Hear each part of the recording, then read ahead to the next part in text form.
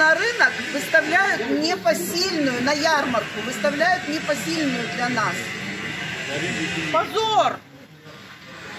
Власть, посмотри на нас! Примите участие в нашей судьбе! Окупаційна влада зносить єдиний ринок курортного селища Кайгадор біля Кефе. Обурені підприємці вийшли на протест з плакатами та вимогою припинити демонтаж кіосків. За їх словами, цей базар стоїть з дня заснування містечка і заміняє крамниці та супермаркети. Протестувальники кажуть, що окупаційна влада не лише знищує їхні робочі місця, а й вшестеро піднімає орендну плату. Предлагают нам условия непосильные к уплате за аренду земли или перейти на другое место, которое никем не оборудовано и нас не устраивает. Каких условий? Кайгадор – курортне містечко, де мешкає не більше 2,5 тисяч людей. Місцевий базар для багатьох – єдине місце роботи. Підприємці кажуть, що покладали особливі надії на курортний сезон, але тепер у розпачі. Как дальше жить? Мы с этих ларьков кормили. Какая-то была подкормка, помощь. А сейчас при наших низких, мизерных пенсиях мы налогоплательщики 20 лет налог проплатили. И никому не мешали. Выкупили эту землю. З якою метою демонтують єдиний базар Кайгадора, окупаційна влада не пояснює. Але місцеві припускають, що хтось просто накинув оком на мальовничу ділянку на узбережжі. Стихійний протест підприємців російські силовики вирішили проігнорувати.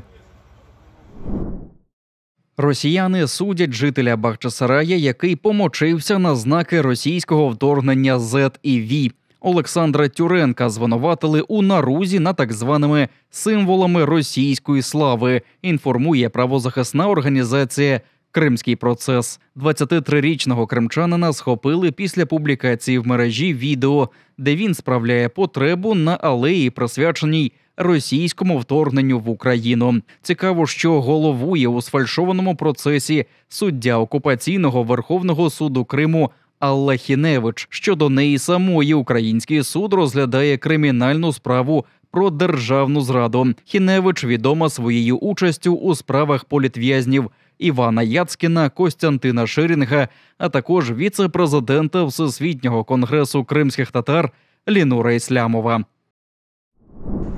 Призупинити розгляд проєкту реорганізації вищих навчальних закладів просить народна депутатка України від фракції «Слуга народу» Юлія Гришина.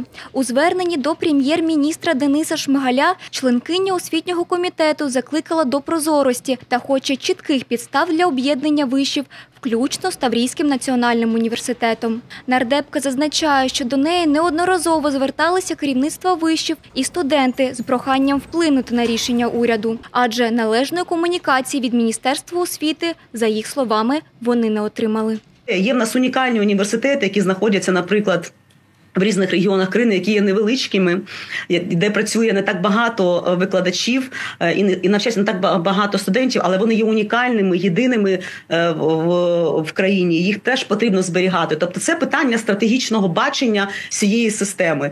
І тут дуже багато критеріїв потрібно враховувати, потрібно радитися, потрібно сідати разом і приймати ці рішення, тому що занадто велика відповідальність. Рішення щодо приєднання 6 університетів вже буде ухвалене до кінця лютого, каже заступник міністра освіти Михайло Винницький. Адже ситуація в цих закладах освіти є занадто кризовою. На його думку, це зумовлено дуже малою кількістю студентів та вступників.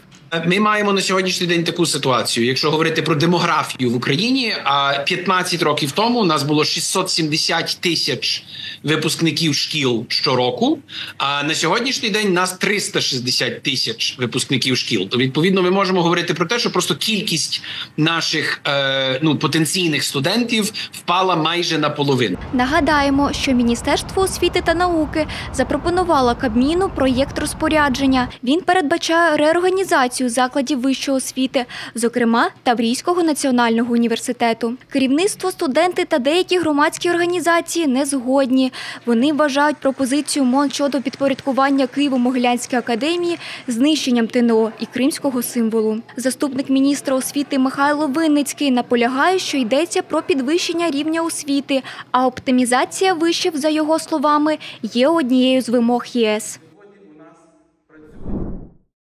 Експонати скіфського золота, конфісковані естонськими прикордонниками, повернуться до України. Про це повідомила дружина заступника помічника державного секретаря США, американка з кримсько-татарським корінням Веліда Кент. За її словами, йдеться про цінності, вивезені з окупованого Криму, та які намагалися незаконно завезти з Росії до Естонії громадянин Латвії. В Естонії ці експонати було відновлено. Перед передачею Україні їх виставили на загал в Естонському історичному музеї в Талліні. Нагадаю, що 27 листопада минулого року до України нарешті повернулася колекція скіфського золота, яка через окупацію Криму перебувала у Нідерландах упродовж 9 років. До звільнення півострова експонати зберігатимуться в Національному музеї історії України у Києві, але за першої нагоди відправляться до місць попередньої прописки – Керченського та Бахчисарайського історико-культурних заповідників, Центрального музею Тавриди в Акмеджиті